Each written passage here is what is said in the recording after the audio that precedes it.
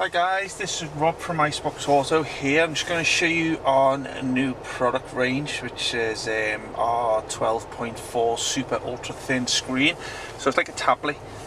So there's probably a few variants of this on the market, but the tablet versions are always basically universal and just get stuck to the side of the dash or the top of the dash or whatever.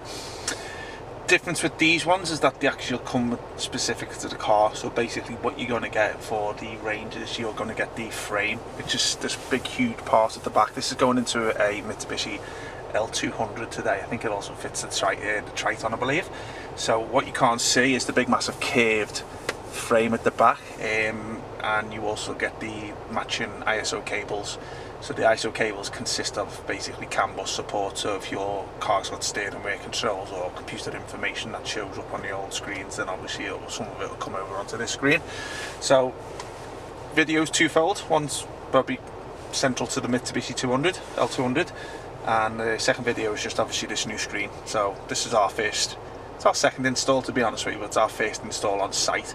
So basically it's the first time we've had the opportunity to take a video of what you get here. I'm going to put some pictures into the video just to show you the side angle on this, just to show you how thin it is. It is probably as thin as an iPad, to be honest with you, if not thinner. But yeah, super cool. So this is what you're seeing now is the Android Auto interface. So basically it's a multi-dual app, which basically if you link an Apple phone to it, it's going to give you CarPlay. If you link an Android phone to it, it's going to give you an Android Auto. If you're not familiar with Android Auto is or CarPlay, it's pretty much a hub app which brings over any navigation, music apps, text messaging apps, and obviously your phone book support and your phone calls over into one hub app, and obviously you can speak to it too. So if you're an Apple user, you can do the Hey Siri support, take me here, play this music. Alternatively, you can do the OK Google, and then obviously ask it, here you go, see how can I help. So close, Google close, not close. Yeah, so that's pretty much a nice little communicative tool that you can use when you're using this app here. So just to show you what the side images look like, so there's your maps. So if it goes across there, you have your shortcut to your music, a nice little weather app there, and takes you back to there, and then obviously you got that screen. So okay, so just going to go back out to the Android screen. This is the Android operating system, so it's a Android 15 system with an 8-core processor. Comes standard with 2 and 32 gig. You can increase up to like 6 and 128 on this particular unit, and as I say, it's got an 8-core processor, so it's nice and quick and responsive. As you can see me there, just it's acting with my finger. So just going back onto this home page here, I'll just give you a little rundown of this here. So obviously a little shortcut to your Google Maps, which is on there. This is MP8, but you can also change it to KMH2 also. There's a shortcut to your MP3 player, shortcut to your FM AM radio. It does come with RDS on the system too, so obviously it will show you the station name, but obviously it'll show you in here. So that's your radio interface. So just to show you, it does work with the steering wheel controls. As you can see me in the background, but you can't see me doing that. It does have RDS on there, so obviously just to show you on there. So your RDS is on there. So basically what we tend to do is move the car a little bit forward, and we're not basically pretty much sheltered around here, and then obviously we do the stations, and obviously the names will come up here. See, one's come up as hits down there, but yeah, see the little obviously communications from the whatever you're listening to there. Let me just turn the heater down, guys. It's bloody sweating in this car. Turn that off. Okay, so all these down here are pretty much shortcuts. You can change this if you want, so if you just simply just hold it onto there, and then if you wanted to bring something else to do, you can just do that too. So obviously you can bring all your favourites through onto this home page here. These are little shortcuts down here. That's another shortcut to navigation. That's your application centre, and this is your settings. So I'll just go through the icons one by one just to show you what the interfaces look like. This is the Android Bluetooth side of things, but as I say, if you're using the Android Auto CarPlay, obviously you wouldn't take your calls through there, you do it through the CarPlay Android Auto. Here's your MP3 player. So it's got a dummy track on there, which the factories tend to put one on there just to show you that it's working. So that's that there. File manager. So if you're familiar with that, you know what it's all about. If not, don't get it too much involved. This is where people tend to put on third-party apps like IPTV and stuff like that. So you can put apps onto a USB pen if you can't find them in the Play Store. put the USB pen into one of the USB cables that it comes with, and it comes up down the side. You click on that and it shows you any APKs or whatever files in there, and you can do that. You can also stick stuff onto the hard drive by doing it through this app here. So if you wanted to stick like your videos onto the hard drive, you can put it in there and then put it from the USB pen into the internal storage. You can do that if you want anyway. So there's your gallery. Don't ask me why these are on there. Basically, I was get pretty much baffled by these in terms of people wanting pictures on there and stuff like that. But if you wanted to put your own logos up there, you can do it that way. There's your video player. So there's a couple of demos on here. What's this one here? Let's have a little look.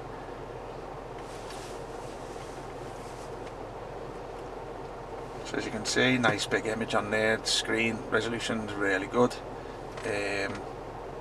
Nice little mandarin duck there if you want to have a little load of that. So going back out here, you got your DSP sound processor in here too, which basically allows you to customize the outputs on these sounds. So if you're getting your subwoofers and stuff like that, you can have a little play around with that too. This car link is the name of the CarPlay Android Auto app, which I showed you right at the beginning of the video. So that's that one there too. You got your application center here. Now this app store is pretty good, so you do need to give it an internet connection, which you can do via a 4G SIM card, or you can link it to hotspots on your phone to the built-in Wi-Fi there. So once you've got an internet connection, if this app store is not the Google Play Store, but it's the Chinese app store, so on these particular, like some apps you're gonna like the likes of that, you can't get in the Google Play Store. So to keep these up to date, instead of obviously pestering us for it, only joking, do that anyway, you can keep this app up to date yourself, which pretty much, if you're updating the OS or you're buying new phones and the app's outdated, then obviously you'll find that there's connection issues, but you can keep apps up to date through that on there. So this is your auxiliary in. So today we haven't put nothing in there, but this has AV inputs for support the RCA cable. So if you're sticking anything like TV boxes, if you're old-fashioned and you're not into streaming, then you can do it through that app there too. There's your Bluetooth, which I showed you before. Calculator, self-explanatory, showed you that one before. Chrome, just a browser if you want to do a little bit of internet shopping. Iceboxauto, so there's that one there too. They're similar. Gallery, showed you that before. This one's a demo app. There's your Google Maps here. Do need an internet connection for this one too. You can download offline maps if you want, which don't need any data connection with a phone or SIM card. Just do that from the App Store, which is that one there. That's your Google Play Store, which obviously if you're an Android user, you'll have an email address and password anyway. Log on to the same details. If you're not, then just create one, an email address and a password on Google Play Store. You don't have to put your card details on or nothing like that, and just bring your password and email address back for there. MP3 player, which I showed you before. Navi, just a little shortcut. Operation guide. So this is where the manuals come into place now, because obviously you tend not to get the paper versions. Sometimes you do, sometimes you don't, but the factories don't tend to like including them because you just hate paying for the paper press of it, especially when they're updating it and putting new apps on there. So they tend to put everything in here.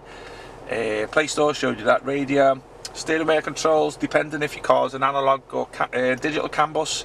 Sometimes you get a box that comes with the power cable, which does it all for you, but if not, then all your steering wheel controls just done through resistance on the wire, and you set it up yourself. Touch assist, so I tend to switch this off, which is a little dot there. That's a bit of annoying for me, so I tend to switch that off. Some settings in there. YouTube, you're probably watching us on there, so I don't need to go into their videos. I showed you that. And the last thing to show you is the settings app, which basically gives you all your back-end settings on the Android, like for the general device factory user system, blah blah blah. This is where obviously you control all your hotspots and your mobile coverage if you're using a SIM card.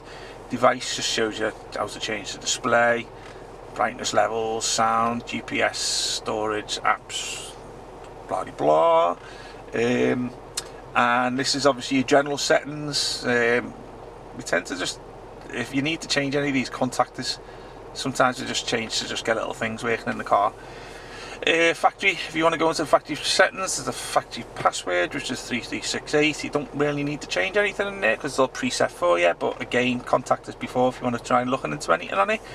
User, just keeps it in there. You back up and reset, which is a good thing to do, which is just your factory reset on it, to be honest with you. So every once in a while we just suggest doing one just to clear any bugs that can pick up just through using things like Play Store and stuff like that. They can pick up the odd bugs.